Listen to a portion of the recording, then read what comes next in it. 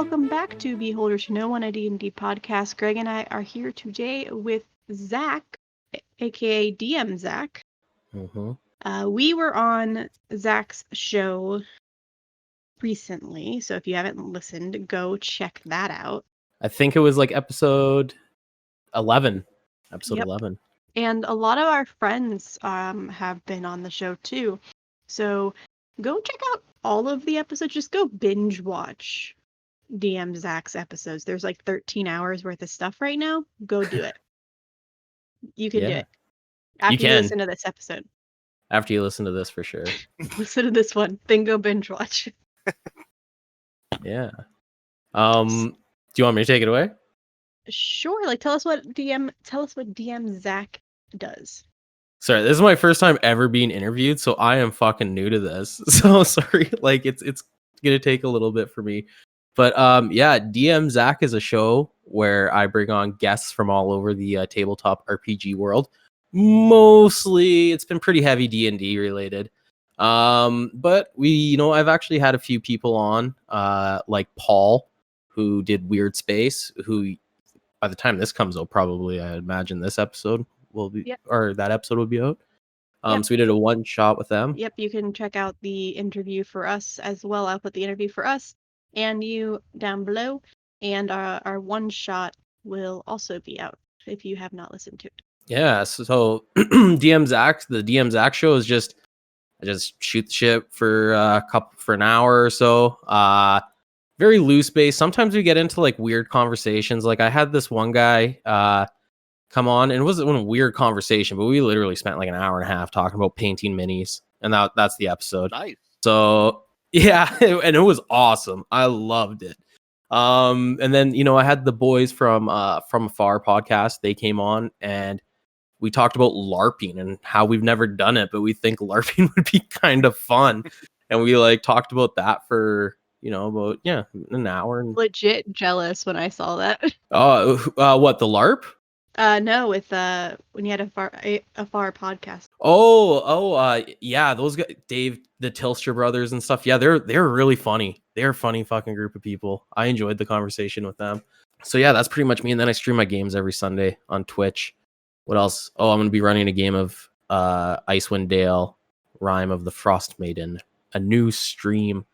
I think that's gonna be starting up probably around November.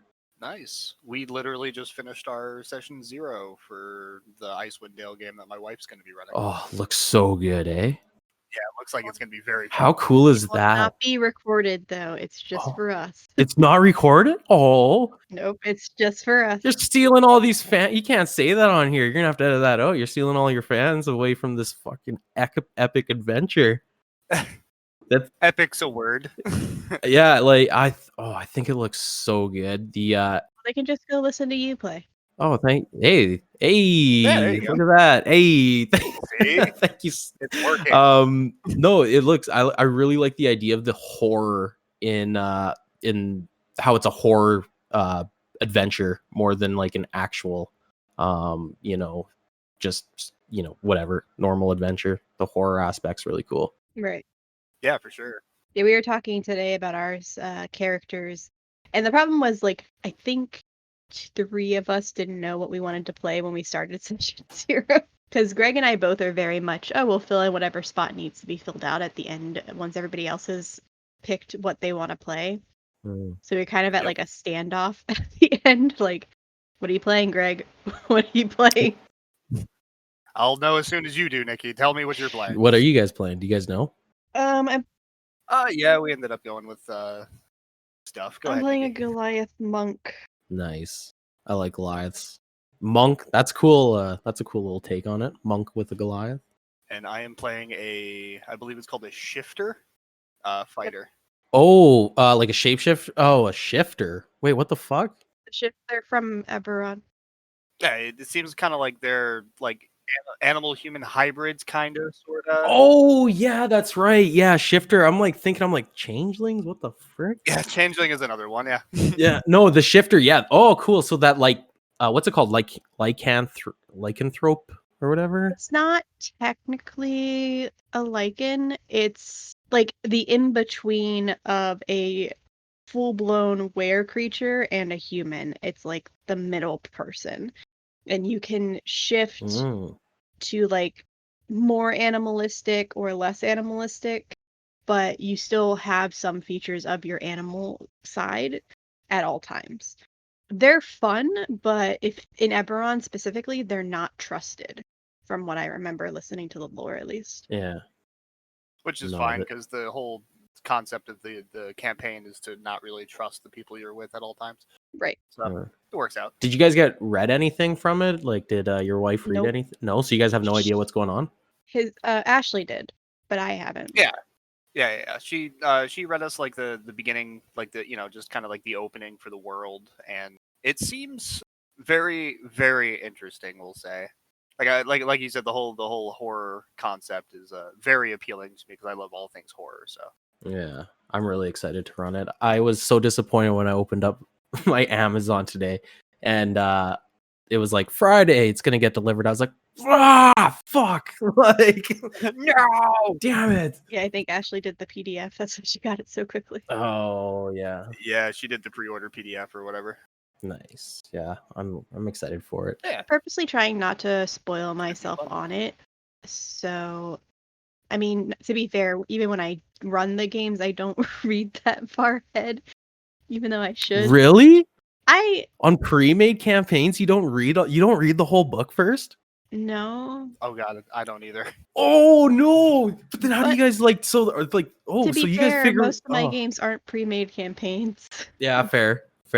Oh, yeah, I feel like if I didn't read the whole campaign first, then I wouldn't know when the twists happen, and that would really mess with my like role playing. I guess like I wouldn't know what information's supposed to be kept secret and what's supposed to be told.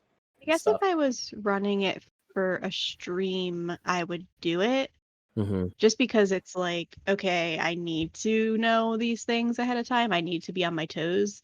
But when it's when it's more relaxed and just like for friends or something, I will forget that I'm supposed to prepare. Shit. Same. I wonder how many people are like you guys and how many are like me. Damn, because I want to know if I'm crazy. No, No, I'm sure you're no, fine. a lot of people are. I know a lot of people who do prepare a ton. Like they put hours into preparing. Some who will read the book start to finish. But I also know people who will read like an entire book, like the guides from books with all the lore, they'll read it and consume it and love it and then read it again. I'm very much this is for me, it's more this is a guide. Yeah. And not necessarily I need to consume this. Mm. Because I learn better if it's necessary for me to know that information at the time. Good way to retain it. Easier way for you to retain it, I guess. Yeah. Right. Like if I'm going to, for example, if I read up on Shifter and I'm not going to play a Shifter anytime soon, I'm not going to remember that information.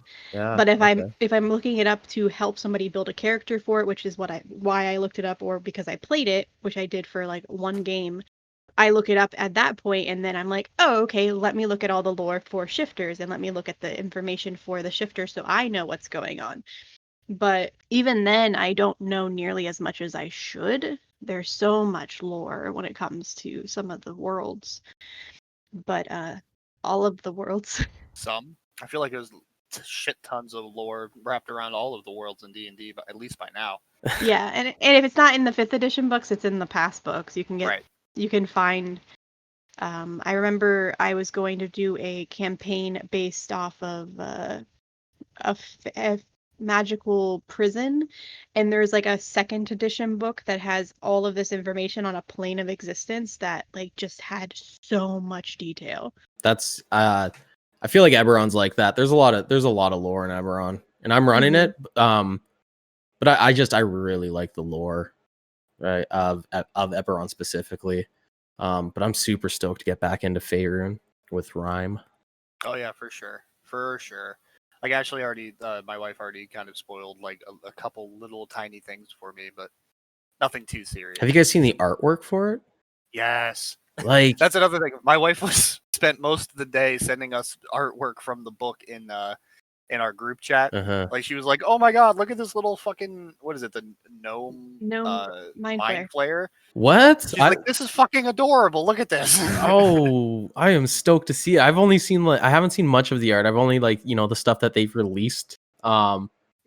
But the cover with the dude reaching out and the whatever that horned owl thing is, with the wolves behind it, I'm like, that is so cool. I love it. I love it so much. Yeah, it's super badass cover art. Mhm. Good stuff. And then there's apparently a ship. It's like a whale, like a narwhal whale, with a little air pocket bubble on it. I think, pretty sure I saw that. Pretty sure I saw that at some point. And I'm like, what the fuck is this? I'm gonna have to look that up because that sounds awesome and adorable. Yeah, I'm really excited for it. Well, we actually had a semi topic today. One thing that I think our show and your show does a lot is supporting other people in the communities, the Mm-hmm. TTRPG D&D community specifically, currently at least for you. Mm-hmm. And I just really wanted to talk about like how that works and some like I know that I've seen personally on Twitter people who they sell themselves, but they don't seem to give a shit about anybody else but themselves. And Yeah. it doesn't come off right. So then like No. I've seen people who are like, "Oh, give me a 5-star review." And like and you're just like, "That's not how this works." Is it not? Have I been doing it wrong the whole time? Yeah, I agree with you on that 100%. If I can like bring it to streaming on Twitch a little bit, I will say that there's some subreddits out there where it's literally just like follow for follow. And you see these channels where they have 1,000 followers, but you go watch and they got 2 viewers and they're not interacting. And it's not what I picture. It's not what because like you say, you bring up this community, right? And that's one of the things that I really like and am enjoying about this show that I got going on is all the people that I've met, like you, like Nikki, Greg, Cassie, Andrew, Kirk. I've met a lot of really, really cool people, and it's because you have to interact. Yeah. If you're not interacting and you're just going for the follows and the numbers, you're not going anywhere, right? Like it's just your numbers are cool, but you're not doing anything. Well, a perfect example is when I first started on Twitter, it was early July when Greg and I came back to doing actual recordings. And I started on Twitter and it was purely just like to get your name out there. And at first, that's what it is. You're trying to like shoot your shot. You're trying to get people to pay attention to you. But I noticed that when I started to listen to people, when I started to comment on other people's stuff, when I started to like, oh, that's so cool, look at that artwork, share their artwork and like actually interact with other human beings, that's when things started to change. That's when people were like, oh, you gave me a shot, let me give you a shot. Yeah. And then they listen and they're like, oh shit, I like this. Okay, let's keep talking. No, that's a great way to put it too. Yeah, with the Twitter, if you're going to be sharing art, or you find something that you like, it's not very hard to, rather than hitting that like button or to hit the like retweet with a quote and just be like, yo, check out this sick ass art, like this is fucking awesome, right? And that creates that interaction with the person, and it's led to people communicating with me and talking and stuff. And I feel like the interaction is the big thing. You got to be active and you got to be genuine,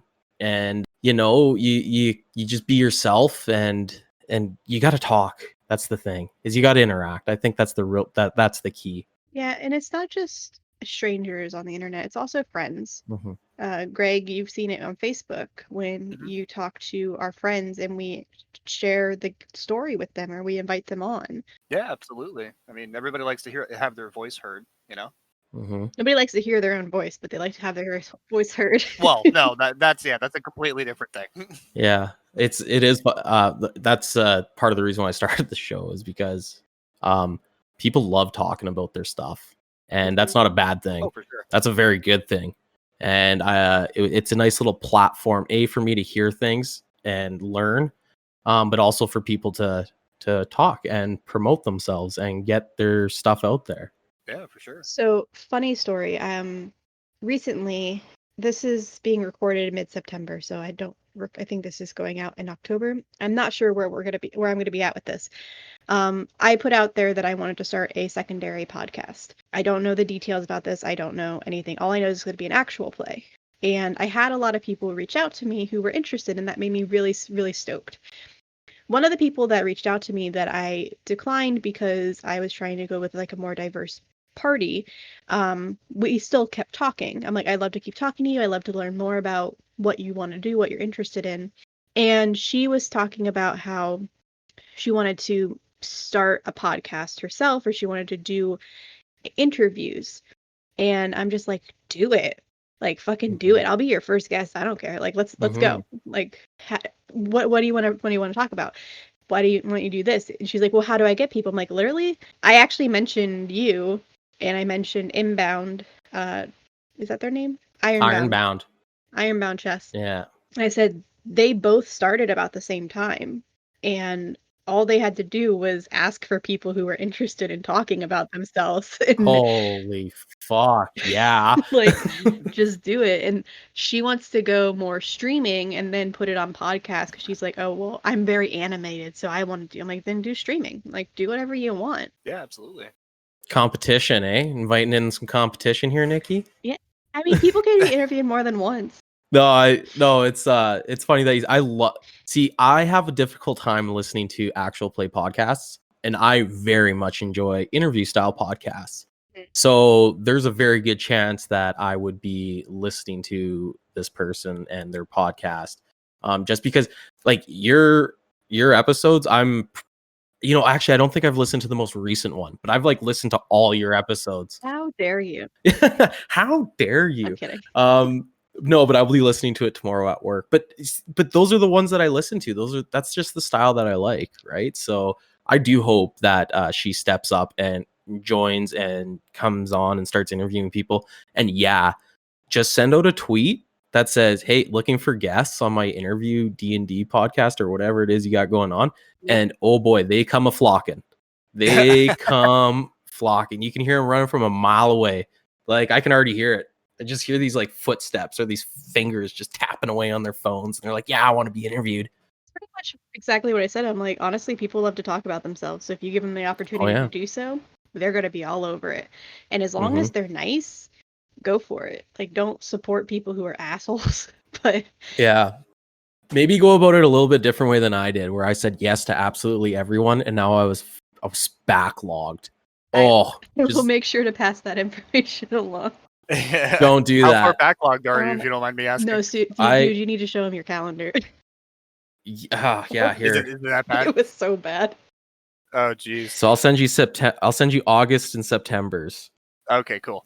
So to put it in perspective, I had 3 days in September that where I wasn't doing D&D related stuff. Holy shit. Okay. You thought we were bad.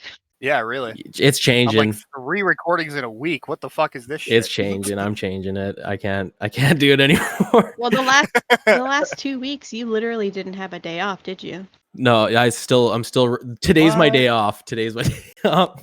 Jesus. Yeah, I posted it in general. Oh, okay, let's see this. It is. At least I better post this in the right fucking one. That'd be just some random Discord. Anything just like, why is this nerd sending us his? Yeah, we get it. You're busy. Like, Jesus. Yeah, you weren't kidding. My God. He posted that on Twitter, and I'm just like, what are you doing? Now, to be fair, I also think I yelled at you like 3 weeks ago about don't burn yourself out. Oh yeah, you did. Yeah, I think that did. Yeah, I should have heeded the advice, but no, it's on. This is from the one tweet that I sent out. I haven't sent out another tweet asking for interviews or anything. Yeah, I think it was that, and then some people like. I think we messaged you about like 2 or 3 people. Yeah. On the Pod Squad that were like, "Yo, let's look these guys into your." Well, I'm super stoked that I got in on the Pod Squad. It was funny. The day that that I sent that tweet out. Actually, I'm gonna talk about the tweets a little bit because it's like a historic moment. I want it like it's burned in my memory forever. Go for it. So I went to bed and I'm like, you know what? Fuck it. Like I'm just doing it. I'm starting a podcast. I've been talking about this forever. I'm just gonna do it. So I didn't have I didn't have a mic, didn't have Audacity or any of that shit set up yet. Sent out that tweet and went to bed. And I woke up to like 100 messages and like, Jeez. you know, that those are messages like I'm talking like private messages. And then there was all the comments, and then there was like all the like likes and the retweets and stuff. Like it wasn't we're not talking crazy, you know. It's not like there's 1,000 on this thing. It was just 100. But I woke up and I like looked at my phone. I was like, woo, holy fuck, like here we go. You know, but I was stoked. I was driving to work, I had a big old smile on my face. I was messaging everyone throughout the day, and it was really cool. And it's been so fun. Like all the cool people you meet. It's just like I can't get like the community, and you know, is just the tabletop RPG community in general is so friendly. The people that I've met, I shouldn't say everyone's super friendly, but the people that I've met have been super, super friendly. Oh, it's been awesome. Yeah, that's one of the biggest things that I think for me, and that's one of the reasons why when I started this back up, because I think I mentioned it in your episode, and I mentioned it multiple times here, but I recorded with just random people from January through April, or with a co-host, I say loosely. But then June and July, I didn't record at all. I didn't release. I didn't do anything. And that entire 7 months, I didn't tweet. I didn't share it on Facebook except for like with friends. I didn't go on Twitter at all. And then when I started it back up, that's when Greg got involved, and that's what turned it around for me, was having somebody else to talk to about it.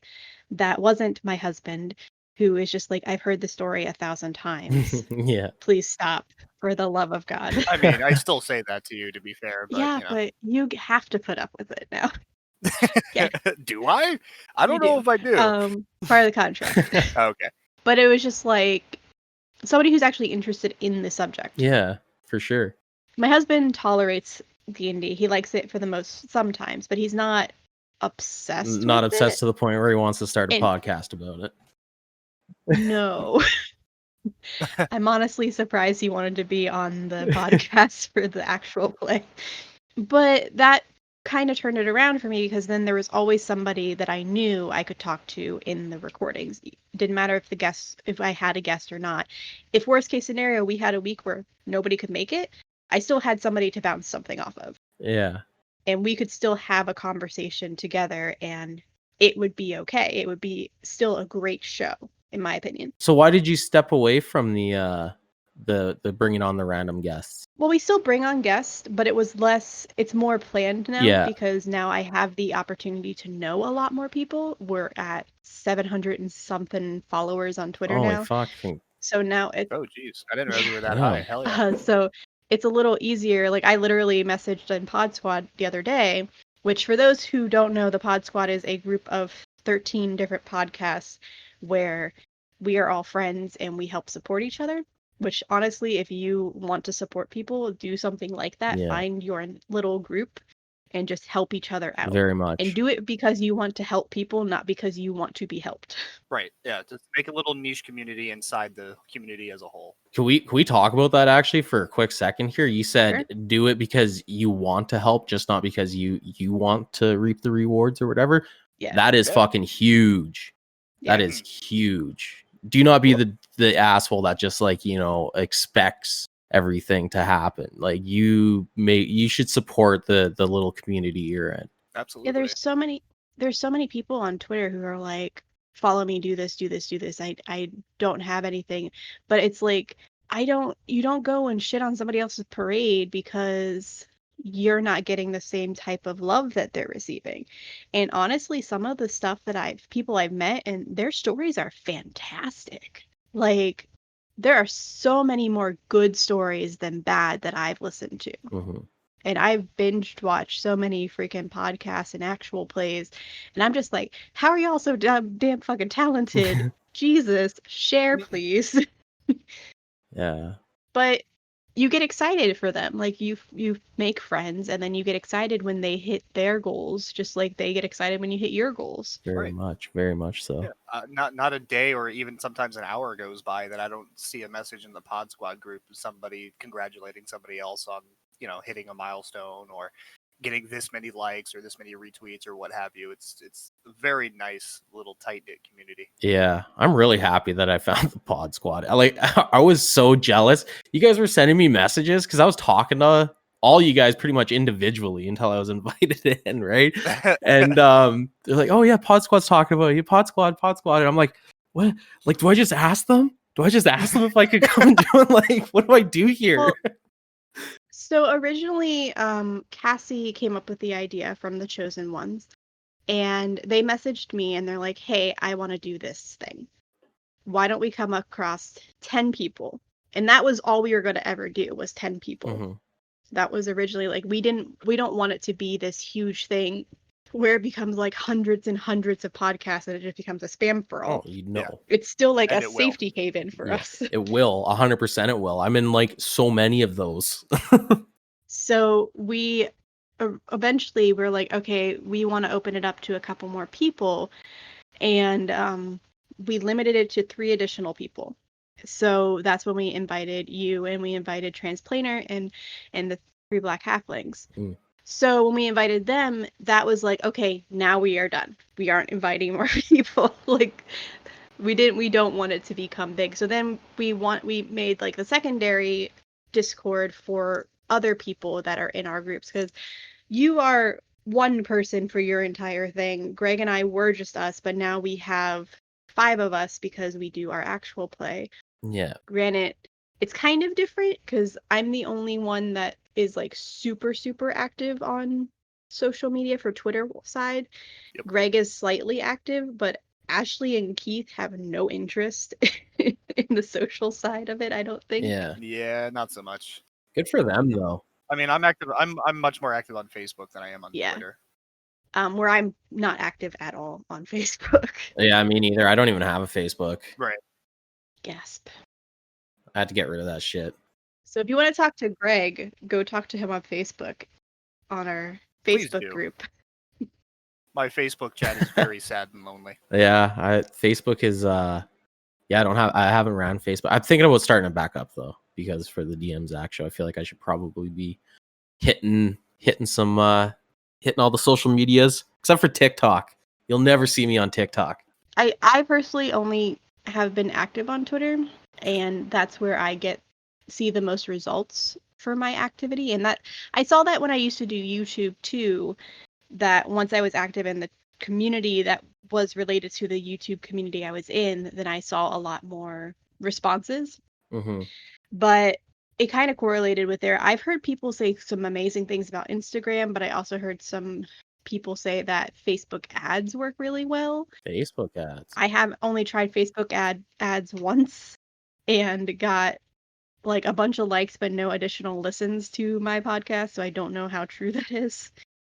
Right. Yeah. Is that the boost thing? I remember. Yeah. That, we got 2 comments and both were spam and what the fuck is this?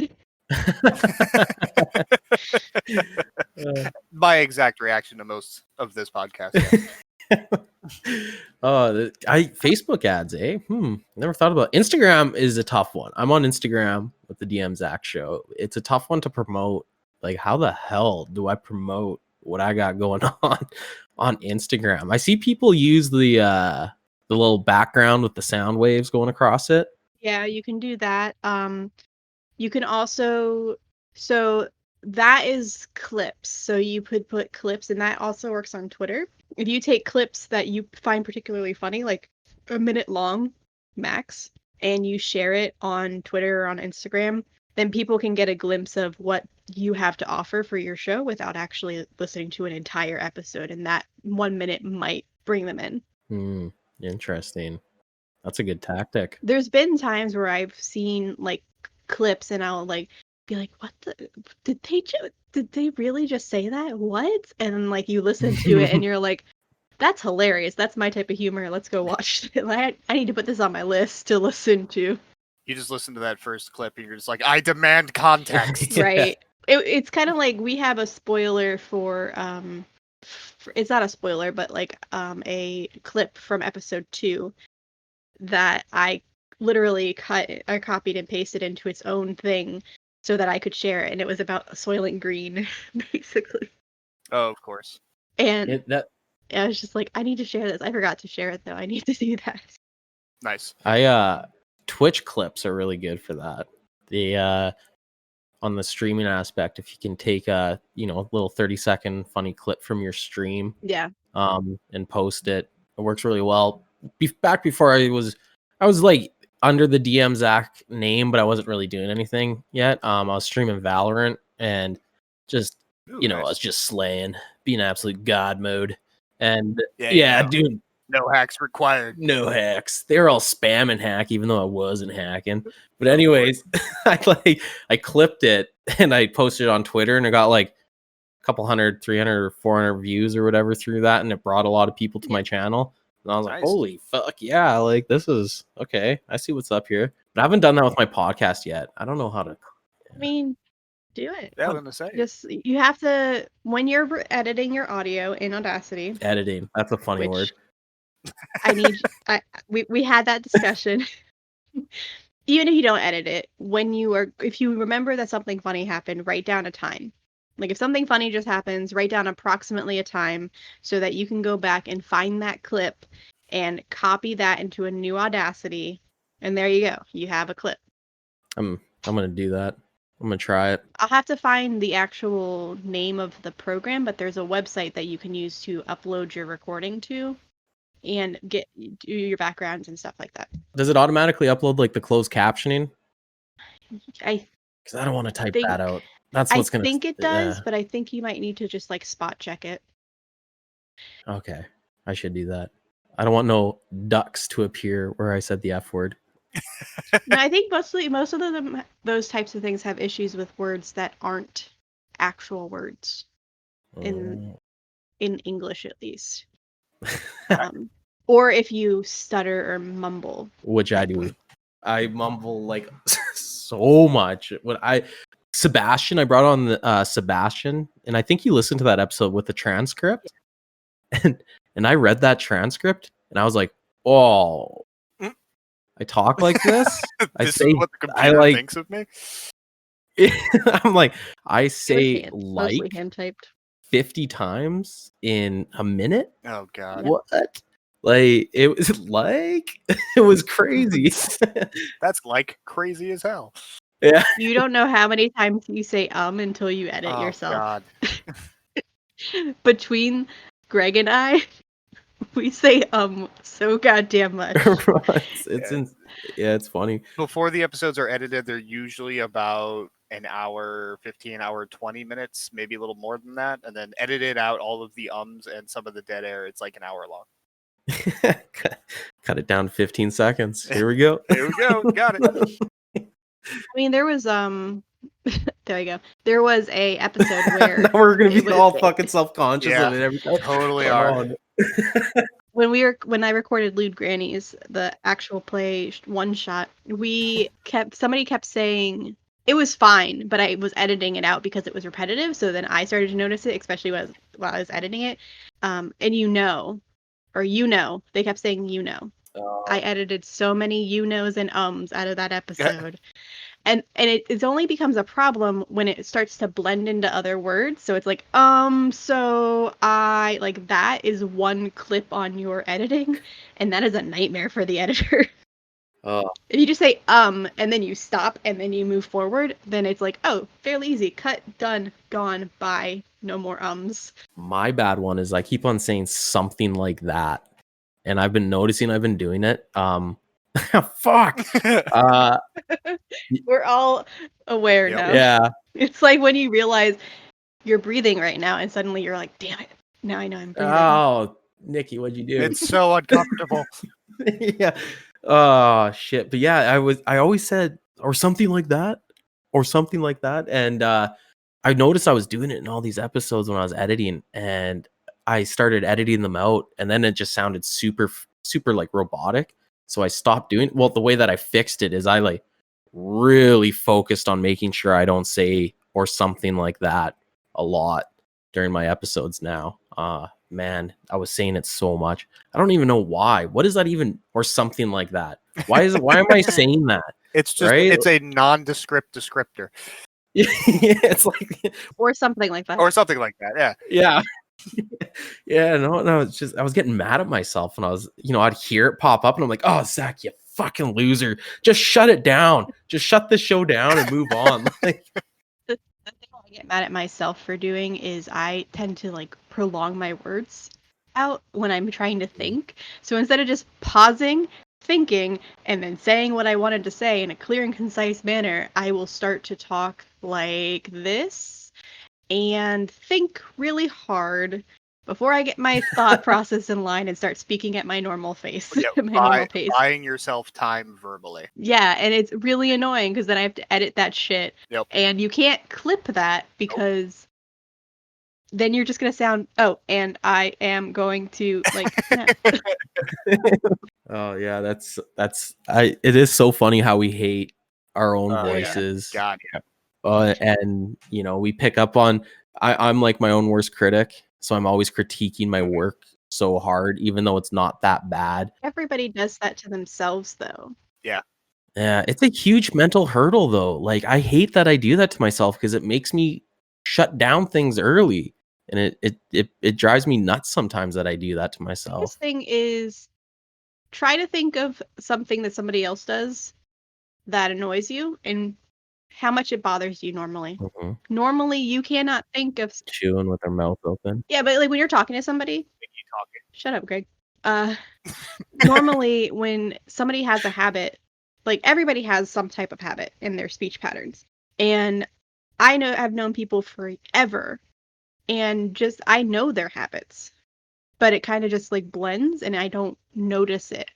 You notice it because you're listening to it again on repeat and editing it or like whatever. So you're noticing it and you're being more hypercritical of yourself. Other people aren't going to care. The only time I've ever noticed it and that I've cared is literally when someone goes, and like that too excessive. Cool. Gonna have to cut all that out. Awesome. That part has to stay though. Yeah, right. Those are Greg, okay. you're gonna have a lot of work in this episode, bud. Holy Oh God, yeah, man, you have no idea. Making sure you earn that paycheck that doesn't exist. yeah, earn that. Yeah. Oh, that's so. Yeah, the 1 cent royalty check that comes every 3 months. Thanks, Spotify. Thanks, Spotify. We get a cent? Oh, damn it, we've been out. We're out 3 pennies. Yeah. Do you guys plan on monetizing? I hope to. Yeah, if it gets to the point where we're able to do so, I don't see why it would be detrimental in any way. Yeah. My goal right now is to earn. I have a Ko-fi or Ko-fi or coffee or whatever the hell you call Coffee. KO-FI. Oh, that's different. I set one up to purposely see if anybody like, hey, if you want to assist, here you go. We don't technically need it, but it'd be nice. And my first goal is to get enough money to pay for the upgraded subscription of Podbean for a year. Oh. So we don't have to pay every single month. And with the upgraded subscription, it's $40 a month if you pay by month, or it's like 24 to 30, 20, somewhere between there, $25 and $30 if you pay for the full year. So you immediately save like $120 if you pay that way. Plus you can start doing advertisements and you can start a Patreon, which I don't know if we have anything to offer for a Patreon, but why would they throw in the Patreon? Can't you just go start that yourself? yeah, technically, but I think it's because it's all like connected. Oh. Mostly it's the advertisements parts that's the reason why I would like to do it. Yeah. But that's why I don't want to put our money into it yet unless I see that people are actually interested in supporting. Yeah. Tough. Because we're already spending the money to keep the website hosted and keep the Podbean from shutting us down. I need to start a website. I haven't started one yet. Do you guys use like Squarespace, or are you guys just doing like the WordPress, like beholder to no one.wordpress thing? My husband is a web designer. Oh. So beholdertone1.com exists. I'm trying to get him to update it. so that my goal is currently it looks really nice. I love it. My goal is that you could click a button and see like all our discussions, or then click a button and see all our TTRPG one shots, or click a button to see our actual play. Like that's what I want ultimately. So I'm trying to get him to build that for me. And thankfully, because he is my husband, I can just be like, baby, I want a fancy website, please. I wish I had those skills. I'm gonna be either Fiverr in this or using Squarespace. That's not me. I thought you were Nothing going to wrong with say, I wish Squarespace. I had a husband that was a web designer. I also wish I had a husband that was a web designer too. Don't tell your significant other. Cassie? Nah, whatever. She's aware. It's fine. Yeah. It's gonna help us all. Come on. Yeah, it's gonna be. I'm gonna make it big. I'm gonna make $80,000 an episode. You'll see. Yeah. Dude, Nice. one day. One day we will take down Joe Rogan and be on top of the discussion-based podcasting throne. Hell yeah. Even though you guys are going actual play though, a little bit. It's kind of Branching. Yeah, we have 2 shows a week. One is always a discussion episode, and then the other switches between the one shots that are non-D&D related and then the D&D 5th edition actual play. Mm. And I like it, because some people like actual plays and not discussions, where other people like discussions and not actual Yeah. plays. I've been thinking about doing an actual play. I mean, I already have the Twitch, which I'm gonna be throwing up on YouTube soon, and then I mean, like, really, what's the big problem? I'll just get Craigbot to join my Discord calls, and then I can just start uploading it. But There you the thing is my episodes would be the 3-hour episodes because there's no way in hell I'm editing that down. That's the problem. Like, honestly, a lot of people who listen to the actual plays want edited actual plays. Oh, I They know. don't, Yeah. like, if they like the live stream type stuff, they'll go and watch the live stream. Yeah, that's why I haven't done it yet. I can't do it. I can't edit. I can't. Yeah, the editing is no. It's a hard one for me.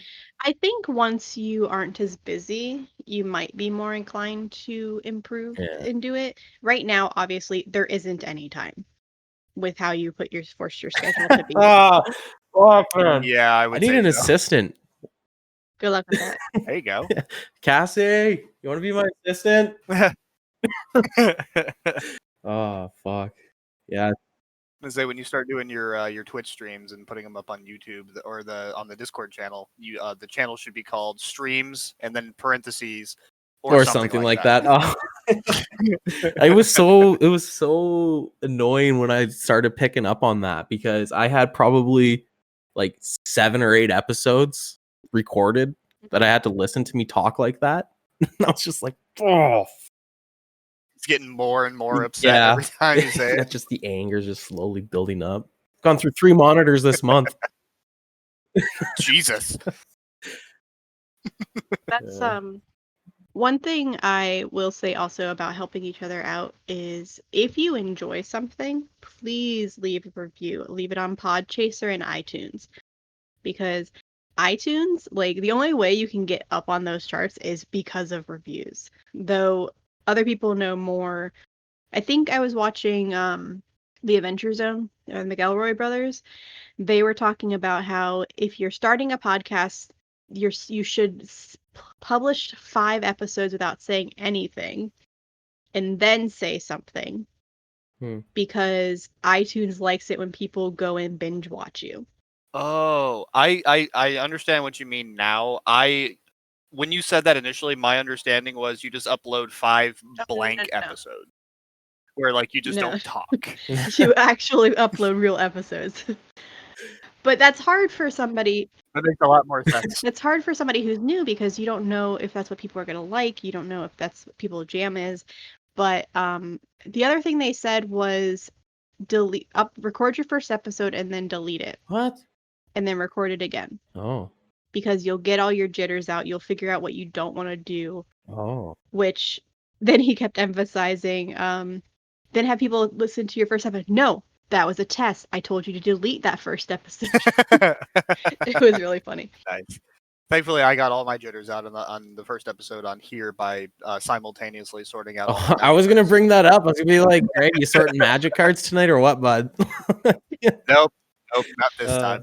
Yeah, that's a really good. See, the way that I did it is I told my players, I told them, I was like, you're all coming on. I'm trying to start this podcast thing, and then I did the 3 episodes with them, which were, I mean, me personally, once again, being the worst critic, I'm like, ugh, they were so bad. Like, how am I talking like that? Why am I doing this? But they're actually, so they were my guinea pigs. I think my first episode's actually called Guinea Pig with Alex. Oh, nice. One sec, I want to check that out. I'm pretty sure it's called Guinea Pig with Alex. I mean, if it is or it isn't, that's Yeah, it is. Great. The Guinea Pig with Alex. Oh, there you go. Even better. Holy smokes, 33 downloads on that bad boy. What? That's a lot for me, but Nice. yeah. But yeah, so they were my trial run, and then I like did a trial. Essentially, this like the first month was essentially like another trial run, working out the jitters, I guess we could say. And I felt that I performed below my standards, so I'm actually going through and I'm offering up round 2s for all the people that I interviewed for these first couple months. So like I got another interview with Cassie coming up and Andrew and you guys. I'm gonna be, well, how about I ask you guys right now, would you guys like to book a round 2? Way to put us on the spot. Jeez. Yeah, Jesus. I don't know what I'm doing. There's the streamers. Let's go round 2. No, but yeah, we don't have to figure it out right now, but I would love for you guys to come back on for round 2. And Yeah, of course. Absolutely. Because I just, like they got a good way to do it. Maybe don't publish it and then delete it, right? Just don't do what I did and just keep it up there. I'm keeping it up there. It's gotten more than 1 download, so it's there forever now. There you go. My threshold is 1 download. If it gets that, As long as Stay it one up forever. person listened to it. Set the bar low. That was my goal, though. I will say that I did find out something interesting, and this is for everybody who has Podbean specifically. You can change your episodes to a draft instead of deleting them, and those download numbers will stay. Oh. I found that out because we did a feed swap, which is where we uploaded somebody else's pre-existing episode. So they gave us the first episode of like a mini series, and they uploaded one of our episodes. And it was supposed to be 2 weeks. It ended up being like a month and a half or something like that. But it was to give people, like, we each had an intro and like, hey, just so you know, this isn't our normal thing. This is blah, blah, blah players. Go and listen to them if you enjoy this and check out their podcast. And it worked really well. We did it in addition to our normal episode. They did it in lieu of their normal episode. No. But it got like 20, 30 downloads. So I didn't want to lose those, and I'm like, I don't want to delete it. That's 30 downloads. Yeah, that's I mean, it's good to be proud of the numbers sometimes, but I try to stay away from the numbers a lot. I get too obsessed with them. I get sucked in. I may or may not be super obsessed with the numbers. I'd say maybe 2, 3 times a day I get a message from Nikki like, this is where we are currently. Oh, really? So do you find yourself though, Nikki, getting like, a little bummed out or something if your numbers aren't, Yes. if they take a dip? I do. Oh, see, that's the thing though. Like, so, okay. I remind myself that it makes sense. Like, I actually have graphs because I'm an analyst. I do analytical work normally. So I actually have an Excel file with the numbers and like graphs on what our best days are and things like that, at least since we started back up. And it's been proven that our best days are the days we upload, which makes complete fucking sense. shocker. And like the next day is the best day. So if I see on a Saturday or Sunday, like, hey, we only got X amount of downloads, like that's normal. So it's not as hard, but it's still like, oh, my heart, it hurts. Why? I like we what was it? We hit 4 downloads a day minimum for like 2 weeks in a row. And there was a day we were at 1 download and we had like 45 minutes until the clock changed and it went to the next day. And I was I was a little upset. So I said something on Facebook or on Twitter, and I'm just like, oh, this sucks. I'm going to lose my streak. If anybody wants to listen to an episode, I just need 3 people to go download one episode and just like listen to it. I got 35 in the next hour. Oh, wow. After that one tweet. And I'm just like, what the hell? I said 3, not 35. Like, what is happening right now? But that just goes to show you how supportive this community really is, though. Absolutely. Yeah. Like this community, when with my old Twitter, my old identity, I guess we'll call it, my online identity. I faked my own death, and now I'm like living actually in Cuba. Wow. You know, but way to out yourself on the podcast, bro. Yeah, shit. Greg, can you edit this out, by the way, bud? Oh, absolutely, man. Who are you again? I'm just taking you the whole thing out. So we're here with Zach, just blank audio. Just like 10 seconds of silence. It's like, oh, that's really interesting. Yeah. But my old Twitter and my old Instagram and stuff, they were so tailored. Like, you know, I was following, you know, major influencers, you know, just like stupid shit, like Donald. Oh, fuck. You know, like, you know, just stupid shit. And it was really... I'm sorry, that was a really good catch. But it was pissing me off, and I was depressed from it. And I was watching people flaming other people, the whole cancel culture. And I had to take a step back because it was ruining me. It was ruining my relationships with people. It was like I was like going on Facebook or Twitter looking for arguments, and my life was just a mess. And I deleted it for a couple months. I just did my D&D thing, and then when I came back, I specifically only followed things like things that made me happy, and it's been so much better. It has been like this. I don't get mad. I actually enjoy going on it again because, you know, I really enjoy the small stuff, right? Like the people that only have like, you know, 30 or 40 followers and hearing their opinions. It's really cool. Yeah. You know, and it's one, you know, and it's been a lot better, and I haven't had that social media depression or whatever you want to call it since then. The biggest hurdle I've had with Twitter is I don't have to follow everyone who follows me. Yeah, that's a tough one. Because at first you want to show your support. You're like, oh my God, you like me? You want to listen to what I have to say? Fantastic. I'm going to follow you back. And then you start to see things on your timeline that you don't want to see. You start to see very anti and like just terrible things, and you're just like, oh, I don't like this. And it took a while for me to get to that place where I'm like, I will actually, if someone follows me, I will go and look at their page. That's what I do. I'll just give them a very quick glance, and not like anything too in depth. I just look at what their profile picture is. I'll look at their name. I'll look at like their little description, and I'll scroll over like the first couple of posts that they have. And if I see anything I don't like on there, making fun of anybody, or if they're super hateful or hurtful or rude, I will just not follow them back. I will be like, nope. Oh, so that's not why you unfollowed me on Twitter. Yeah, exactly. Oh, that makes so much more sense. What were you posting, Greg? Just a bunch of MLMs? No, absolutely. He doesn't post on Twitter. Come join my knife cutting club. But it took a while to get to that point to understand, like, I don't have to follow everybody.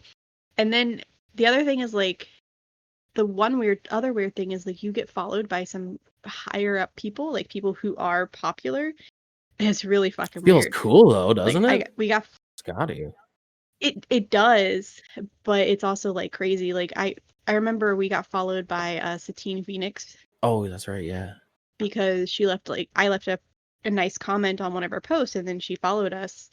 And I've never interacted with her. I'm super stoked. I'm just like, holy shit, what's happening? Like, I think I sent it to Ashley and Greg and was like, what the fuck is happening? That's cool though, that like when you know, people that we look up to or role models or whatever, or just, you know, famous people in general, you know, at least the blue check mark, at least they got the check mark on Twitter or something, right? When they follow you back, you're like, whoo. Hasn't happened to me yet, but I can imagine it. We got followed by Have you ever seen the show Cake Boss? Oh, Cake Boss? Yeah, I have. You know Yeah. who Ralph is on Cake Boss? No, I haven't seen it that much. Okay, so he's one of the he's on the show and he followed us.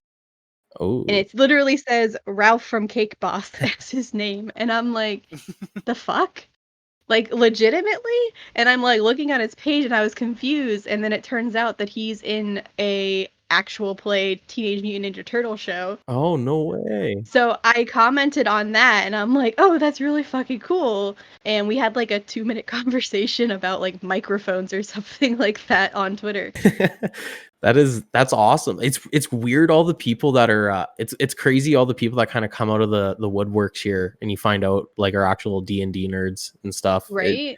Like when I found out Vin Yeah, Diesel yeah. played D&D, I was like, what? And then I found out that his movie, like The Witch Hunter or whatever, was based off his D&D character. And I was like, what? Wait, really? Yeah. His Oh, that's super cool. that whole I think there's 2 of them maybe now or something. I don't know. But those are all based off of like D&D campaigns, I guess, that he's played in. No shit. That's awesome. It's always like when you see famous people, you forget Yeah. that they have other hobbies than being famous. Right. You're like, you're just a famous person, but like they have other things that they like to do. So then it's like, I try not to, like I have a friend who's friends with my favorite author and he does not abuse that at all. And I highly appreciate that, even though I would love to meet my favorite author, he doesn't abuse it at all. And he'll say in casual conversation, oh, I was talking to this person, and I'm just like, oh, why are you doing this to me? You're gonna have to private message me that name because you got my curiosity. Yeah. But it was just funny because like I want to meet this person really bad at but I'll go to a convention and I'll do it eventually. Mhm. I'll go through the proper channels. I'm not going to abuse my friend's trust. Super respectful of you though to do something like that. Like props to you for being able to withhold the to have the willpower to do that because I don't think I could. Like I don't think I could either. I'm a huge hockey fan and I know a lot of hockey players from just being I shouldn't say a lot because that's not true. But like, so Johnny Boychuk's this hockey player that won the Stanley Cup with the Boston Bruins, and Boston Bruins are my second favorite hockey team. My dad knows Johnny Boychuk. I was like, Dad, we're going to the fuck Stanley Cup party. I don't care how we do it. We're just going to it. And like, we're abusing this power. I'm abusing you happening. and your power, and we're doing this. Like, let's go. I'm your son. You deserve. Like, let's do it. But yeah, sure enough, I got a picture with Johnny Boychuk at the Stanley Cup, so it worked for me. Nice. I loved it. There you go. It was successful. abuse But I was mean, successful. it's really cool that you're able to do that because I don't think a lot of people can do that. Well, I mean, my thing is like I'm not huge. Like it's not huge for me to meet famous people. Like I don't really care that much. Mhm. You don't Like I'm fangirl? like not usually. I enjoy particular people and I love certain like aspects, but I'm not like I have to meet you Mhm. because my constant fear is what has happened to so many other horror stories that I've heard from Ashley, who loves to meet famous people, is that person's a dick. Oh yeah. This is the person I've been looking up to for 20 years, and then boom, nope, they're a raging asshole, and they just ruined everything I loved about them. So my hope is that obviously that doesn't happen with the people I really do like and enjoy and like want to consume, and I will continue to support them while they are not being assholes. But as soon as they like change, I'm just gonna be like, damn it, I really liked that. Why do you have to do that to me? I can't read your shit anymore. It's tough. It's tough when that happens. It really. That's another reason too why I had to get off of Twitter the first time was because so many of these things that I used to love that were just coming to the surface of like how shitty of either people they were or B the products that they made. And it was really, I don't know, that was kind of like a little bit of a self-reflection on me myself too. I'm like, man, am I a piece of fucking shit because of like the stuff that I like? Turns out that I'm not necessarily a piece of shit because of the stuff that I like, right? It's just Glad that you realized that. yeah, right. It was No, it's just your personality. I mean. it was a deep talk though with like my inner self to figure that out, right? Like, because Itself, we need to have a talk. You're not gonna like it. I'm not gonna like it either. This is gonna hurt me a lot more than it hurts me. But like, you know, so I had to take a step away from that a little bit because that was bringing me down. And you see it happening all the time right now too. You know, like, so it's tough. Kind of. I forget where I was going with this. Holy smokes! Hey, revenge is sweet. It completely slipped my mind. I was like, oh, I have a point to make here, and then it just was gone. It's fine. If you remember, I did the exact same thing on your show. Oh, and it wasn't edited out on his show. Yeah, it was and it won't be. Yeah, here. that's fine. Like, that's fine. I deserve it. But speaking of talking to people and like getting to know people online, what do you like? What's your thought process on supporting people who you then find out are negative? Oh, like it hasn't. I don't think it's come up yet. Yeah. But I know that for us, there was one or two people where we were going to talk to, and I won't name names. I'm not going to bash anybody. I'm not going to try to do anything. Guy named Zach, like, God, what a damn it! That's why we invited you here. This is how you're gonna find out. No, we fucking hate you. No, there have been a couple situations where like I start to talk to people and I plan something to go onto their show or vice versa, and then I see something that's problematic. When I say problematic, it's things like something racist or something transphobic or something super political that's harmful to somebody, or something that's making fun of somebody, like things like that, whether on purpose or accidental. How do you think you would handle that if that came up for you? So it's tough for me, and I know this is actually I'm expecting it, and I think it's gonna happen at some point on my show. But I have I really think that people are judged way too quickly on certain things that they say. I have thought about this quite a bit, and you know, it's tough for me when I see someone pulling up a tweet from someone from like 6 years ago, and they're like, "You said this, you're an asshole." And I'm like, man, that person has changed so much in that time, right? Like, so much. You know, 6 years is a long time. If 6 years ago, I was a completely different person from where I am now. But if it's recent and you see a trend, that's when I think you got to pull the trigger. And for sure, that's you know, because when I say recent, I mean that's the place they are right now. That's the place they are in their mind. That's what you're going to get, especially if it's going to be a new interview or something like that. And when it comes to trends, I mean, if you see someone constantly being a racist on their tweets, that person's a fucking racist. Like, You know what I mean? Like, don't unless if you got a podcast where you want to talk to people like that, I mean, go ahead, but I ain't talking to you, right? Like, I'm not racist. My autocorrect is racist. You know, and it's but when I said earlier that I think there's this problem going on where people are getting judged too quickly here, you know, I see it happen where, you know, the person they say, Chris Perkins, I'm just gonna say it right now, like Chris Perkins, he sent this tweet out. It was from a men's magazine. I think it was like top 5 words men say after they have sex or something like that. And his thing was, what was it? I just went, oh boy. Yeah, well, Chris Perkins, he said, roll the fucking dice. And I thought it was funny, right? Like, I thought it was funny, but he got huge backlash from that. And I don't know, like, I can see where the backlash is coming from it, but I don't think Chris Perkins is a shitty person because of what he said, right? Like, I don't think that he's a piece of shit because of that. Now, mind you, I don't know the guy personally, so I really don't know. He might be. But I think I've seen him enough on TV to say that I pretty much know that guy. Well, like, you know, but there's that going on, right? But also D&D's in a lot of hot water because of, actually, I don't even know why, because like I said, I try to stay out of it so much. If I see that stuff, I become super opinionated on that stuff. And that's not, and I don't like being opinionated. I like keeping my mind open and being very fluid with this kind of things. Like, man, things are changing so fast in the world. like so fast. It's crazy.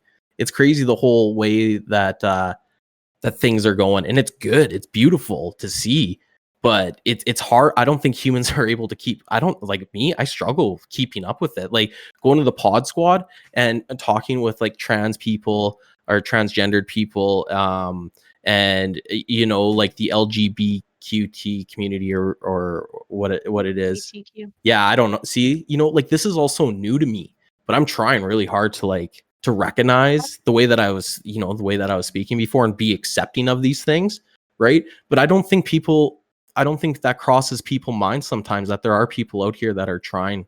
That's kind of come up in my personal life because my child came out as trans, and my husband and I are very accepting. We're like, cool, okay, what do you want us to call you? Like, what gender, what pronouns, whatever do you want us to do? Do you want to go to this? Do you want to, like, we were actively being sure to try to be as supportive as we possibly could. But we made mistakes the entire time. Yeah. Straight up. And I've talked to so many people about this because like that are in the other side, that are on the other side, that are like came out to other people or are gender fluid or non-binary, or gender queer. And I'm like, what does that mean? Please, like, help me understand so I can make sure I don't want to hurt anybody accidentally. Yeah. That's my goal. Like, I don't want to upset somebody because I made a mistake because I'm stupid or because I missaid something. So my thing is like, it is learning. So I like in the two examples that I gave earlier where I said something was problematic, I talked to them. Yeah. I said, like, this is my concern. This is how I took this. Yes, I am slightly more sensitive than others might be, but just so you know, this is how I took it. So how do you think somebody else will take it who is also in those shoes? Yeah. And the two times I brought it up, both times I received very positive responses. The one person I brought it up to that I said, hey, you had a comment that came off as transphobic.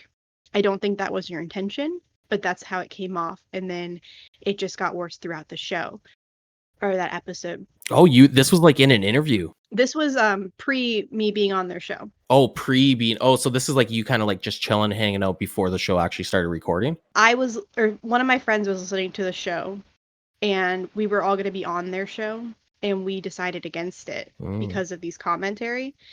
And I brought it up like the day of our recording because that's when I found out. Oh. And I'm like, I can't be on your show if this is what your humor is like.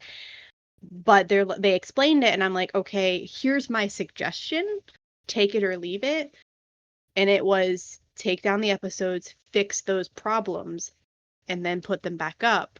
Because it wasn't the entire show. It was just like a misinterpretation or a misunderstanding, or they were laughing about something else and it wasn't about that, but it came off as they were laughing about that. And they did it. They spoke to some other people who are actually in the community and they talked to them and checked and said, what do you think too? Getting other people's opinions. And they took down 2 episodes and fixed the problems and then re-uploaded them. Yeah. Yeah. See, like that's when I mentioned that I said I think it's gonna happen at some point on my show. What I'm mentioning is, you know, an instance like you're talking about right now where someone I think might get a little offended with my sense of humor with what I say and might come I don't want to, well, yeah, they'll come after me or whatever. And the way that is like, if it's so situational, it's so fucking hard to talk about, right? Because like I don't know what I'm gonna say. I don't know what offends people. That's the thing. That's the whole problem, right? Everybody's sensitivity levels are so varied and so different, right? And I don't think it matters what you say. The biggest takeaway is you can't control what other people feel. yeah, yeah. But you can control how you react to their response. That's a good point. Yeah, I really enjoy like that. That's a good way to put it for sure.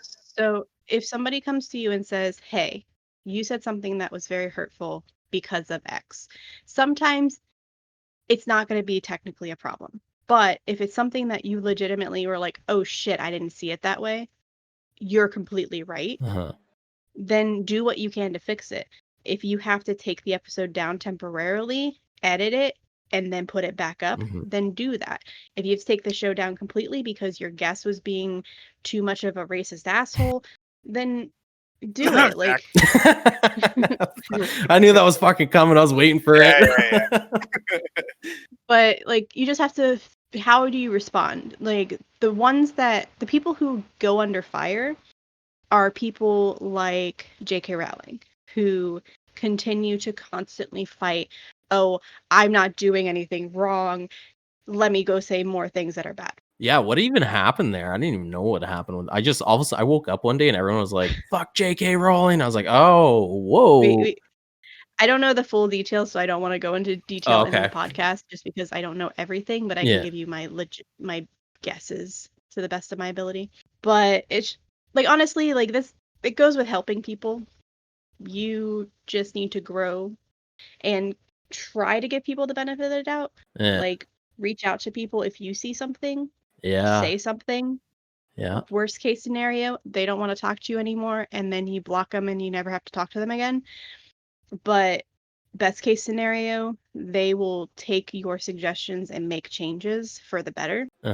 And I mean, that happened in TTRPG. I pointed out some problems that I had. Oh, yes. That I thought would be hurtful, and they were fixed. I'm not going to name the name of it, but they were changed, or they will be changed, and they hired they're going to hire a sensitivity reader because of my comments.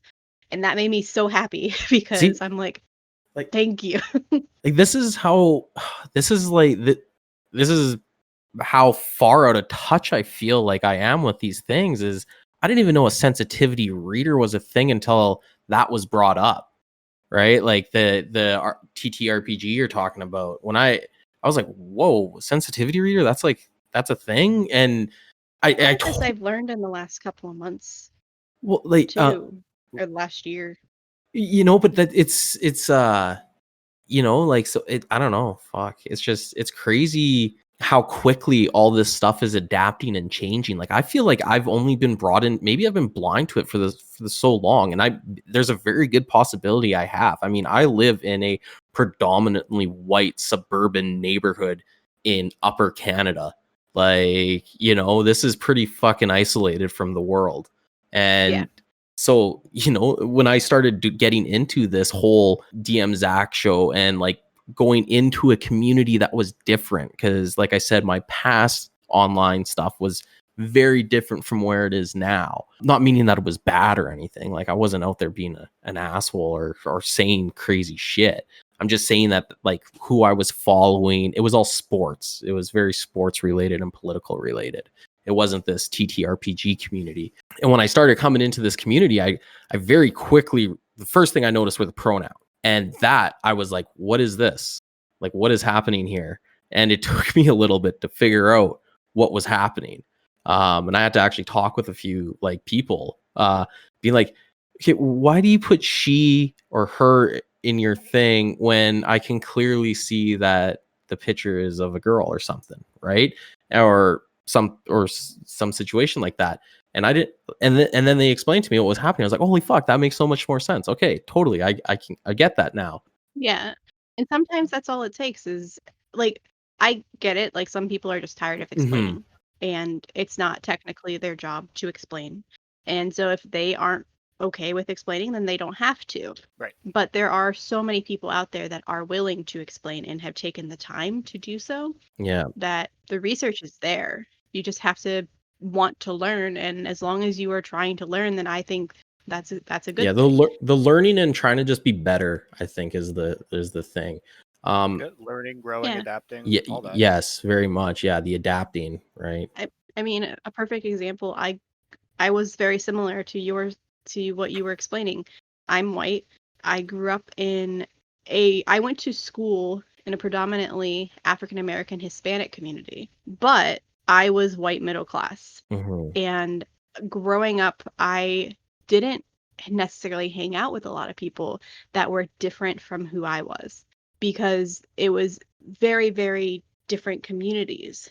And I realize now, looking back, that there were things that I didn't even notice that I should have, or things that I did that weren't necessarily okay, and I didn't even think about them because I didn't understand that as a child. And now as an adult, I'm like, oh, you were fucking stupid, Nikki. What were you thinking? But it comes with learning and growing and surrounding yourself with people who are different from you to learn from their lives so that you can be better and more inclusive. The best example I can think of for the situation that we're talking about, with like how times have changed and how the sensitivity levels in people have changed and stuff, is The Office. Like, you should go rewatch The Office and think if that show would ever be aired today on TV. There ain't a fucking chance that show would ever be aired on today's TV. Absolutely Like, not. yeah, exactly. Like, the whole fucking first season is just Michael being like a racist asshole. There's the whole, like, you know, Pam and Jim scene, you know, like the lovey-dovey going on in the office and stuff like that. Like, there ain't a chance. I'm pretty sure the first episode is like a the whole like the racial diversity thing episode, where they bring in Michael because he was making Chris Rock jokes, and it was like super fucking offensive, man. But it was like aired on, I don't know, NBC or whatever, like prime time, right? It's just, it's crazy how it's all changed like that. It's to me, it blows my mind when I think about it. I don't know if it's just because I'm really interested in it, and I'm like, wow, like, you know, people are able to adapt and do these things and accept them, but then there's this huge resistance going on the other side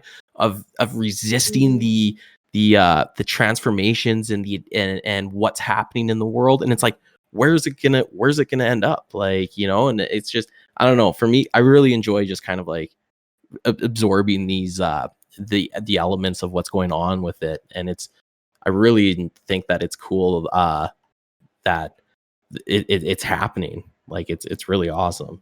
And my biggest thing is if it's not hurting somebody, if it's making people happy, Yeah, that's who the other thing cares? too. Yeah. Who Absolutely. gives a shit what color someone's skin is, or what gender someone is or not gender they are, or what ethnicity they are? Who cares? Let them be happy. Let them be equal. Yeah. 150%. Like, let everybody be equal so that we can all receive the same things. And there's so much misunderstanding out there. My dad's a funny guy. We were at Wendy's and they got this new plant-based burger. And he was like, what the fuck is this? Like, come on, what is this? And I'm like, Dad, are you going to get that? And he's like, no. And I'm like, then why the fuck do you care? Like, just like, why does it matter? And he just stares at me with this like look on his face. And I'm just like, well, honestly, right? Like, let the people that want the plant burger get the plant burger. Yeah. Like, just let them have it. Or get it one time and try it and see if it's amazing. I haven't tried it yet. Have you guys tried that? It's an experience. Have you guys tried those? I haven't, but I'm sure it's delicious. No, I'm a carnivore and I stay away from vegetables as a whole. So. You laugh like I'm kidding. I'm not kidding. Yeah, you don't like veggies at all? I do not eat veggies. Like, not even roasted, like carrots and potatoes? Nope. What? Potatoes. I mean, I'll eat like French fries, but potato. Well, I mean, I eat vegetables. I eat a potato every now and then. As long as it's deep fried and covered in ketchup, I'm fine. Carnival potatoes. There you go. You eat ketchup. That's tomato. Technically, I guess. No veggies, eh? Well, technically, tomatoes a fruit, actually, so that completely throws that out the window.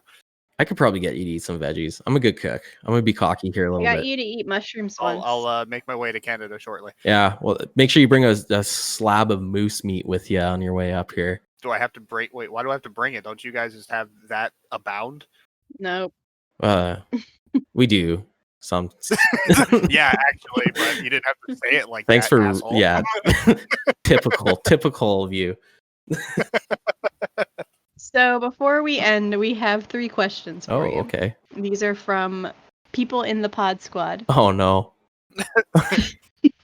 Jordan from Delagarden asks, what's the hardest part about supporting a community and being encouraging even amongst a flood of other podcasts? Oh, what's the hardest part about being encouraging, like staying encouraged? Yeah. Ooh, dang. You know, the thing with me is I think my background kind of ties into that a little bit. When I grew up, I moved schools a lot. So I'm a very sociable person, so I don't mind engaging. And earlier we were talking about the engagement with other people, and I love engaging with other people, and I want them to succeed. And I get happy when I see, Nikki with like 700 followers, or when I spoke to Cassie when she came on my show, or sorry, when they came on my show, they just hit the 1K mark on Twitter. Yeah. And I was like, I was really stoked for them. Like it, and that kind of keeps me going. I feel like I don't even know if I answered that question. I think it's fine. Cheryl from Nature Check asks, what have you learned about running interviews? For example, what's the biggest difference between your first and your most recent interview? Oh, my style has changed dramatically. So if you guys remember when you came on my show, I had that little checklist thing that I sent you guys, my outline. Yep. And I maybe when we were sitting down, I was starting to deviate away from that a little bit. But now I'm a very much just we come on, we promote whatever that person's got going on or whatever they're doing, and then we talk, and then I just kind of like we did today, where I just kind of grab a topic and run with it. And so my style has changed a lot. And the thing that I've learned the most though is how cool everyone is. Like everybody I've talked to has something that is just super neat that they got going on. The one guy, the mini painting, like full on professional mini painter, and then like the next day I'm interviewing someone from Australia, and I don't know shit about Australia, but they got a bunch of cool shit to tell me about Australia. So you learn. It's the learning aspect is you learn a lot about people. It's really awesome. Like, and then you had the guy who had 10 or 11 games that he's in per week. Yeah, he's coming on for round 2 to talk about campaign management, but he's running 11 fucking games now. That's the real Michael J. Gibson. In a week, 11 games? 11 games a week. He's a pro DM though. The buddy does it like full on professional dungeon master. Yeah. Well, shit, that's fucking awesome. I know, right? Right? It's like, how do I get into this? Seriously. And how do you pay me to do it? Oh, that was the episode though where I had that's where I learned how I got to start recording backup audio. Yeah. Did you lose a bunch of shit from that one? It all merged together for about 30 seconds. Craig crashed and then it rejoined and then it merged everything for 30 seconds. Oh, jeez. Yeah, I think I messaged you and then you're like, yeah, like 5 other people have messaged me. Oh yeah. Yeah. I was very tempted to take that episode down. But a lot of people actually said they really enjoyed that episode, so I kept it up. I mean, the rest of the episode was fine. I just messaged you just in case because it was like I got confused when I was listening to it. I'm like, oh shit, did it break? Like what's happening? And it's like it's long enough that it's like this is a little too awkward, but it's short enough that it's not like taking it away from the whole episode. I wonder how many people were like unplugging and plugging in their headphones and pause and impressive play again. I did pause and rewind. Like, did something happen? Yeah, no disclaimer, nothing. Just totally left it left you 3 guys in the deep end on that one. No disclaimers, nothing on the audio glitch. It's fixed now though. Well, not the audio glitch. Just I got a disclaimer that tells you when you can skip. The last question is super important. Andrew from The First Watch asks, how long did it take you to grow your magnificent beard? Oh, thanks, Andrew. This is, I believe, about 5-ish months worth of growth. I am a very hairy individual, so I can sprout hair except on my head, pretty much at will. That's quite a talent, sir. It is. If I think and try really hard, it just grows. Or it'll be a centimeter more long. I like how you use a centimeter there rather than an inch. You're Canadian. Gotta go metric. See, I don't even know the difference between the imperial and metric. I always get them mixed up. But Andrew, it's about 5 months, and I'm actually going to be shaving it off in November and rocking a mustache. Dare you? For No Shave November. I look good with a mustache. I look good. I look like it's called the caterpillar. Love it. You guys ever seen Super Troopers? Yep. Yes, of course. You know Farva? Uh-huh. Yeah, that's me. Oh, Mustache. That's awesome. Oh my goodness. Yeah. Okay. On that note, tell everybody where they can find you. Yeah, so you guys can find me on Twitter at DMZack007. You guys can find me on Instagram at DMZack007. You can find me on Twitch at I DMZack007. noticed a I'm theme. You can sensing find me. a pattern. Oh, you guys want to know where you can find me on like Spotify and Podbean and all this cool stuff? DMZack007. I'm pretty much there everywhere. Yeah, and Twitch streams every Sunday, and Podbean drops or Pod drops on Spotify. I'm gonna be on iTunes by the time this goes up. Those happen on Monday and Thursdays, which I think is the same schedule as you, isn't it? Yep. Yeah. It is. Okay, so I'm gonna be on Wednesdays and Fridays, maybe, or Tuesday. I don't know what I'm gonna be, but I don't want to do that to you guys. No, I don't want to do that to you. Don't clutter the airspace. We drop episodes a day, same day as Critical Role goes live. I mean, come on. Oh, you know what? That's a valid point, actually. We'll take them down. We're coming for you, critters. Yeah. You're next. No, we're not coming for you, critters. We are also critters. No, we are absolutely not. I am a critter. Don't put Thank that you. on there. DMZack's coming for you, critters. There we go. This guy. Only him. Critters are terrifying people. Don't go after the critters.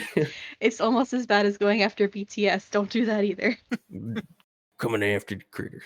Anyway, thank you, Zach, for joining us. That wasn't Zach. That was Kip, to be fair. So Thank you, Kip and Zach, for joining there us. you go. To know about Kip, go listen to the Weird Space one shot.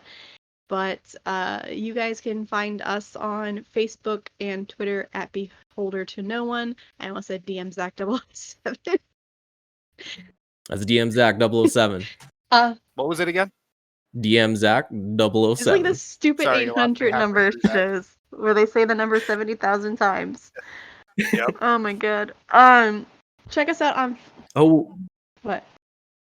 I just realized. I think I'm actually the DMZack show on Spotify Oh, podcast. shit, there you go. I'm not DMZack on Spotify. I'm the DMZack show. There's a rule. There's an exception to every rule, man. Fuck. Way to ruin it.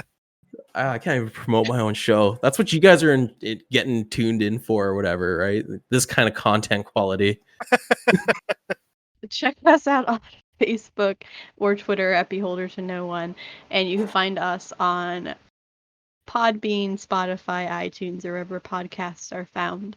And thanks again for joining. And we will see you next week or next time. Bye. Bye-bye. Bye.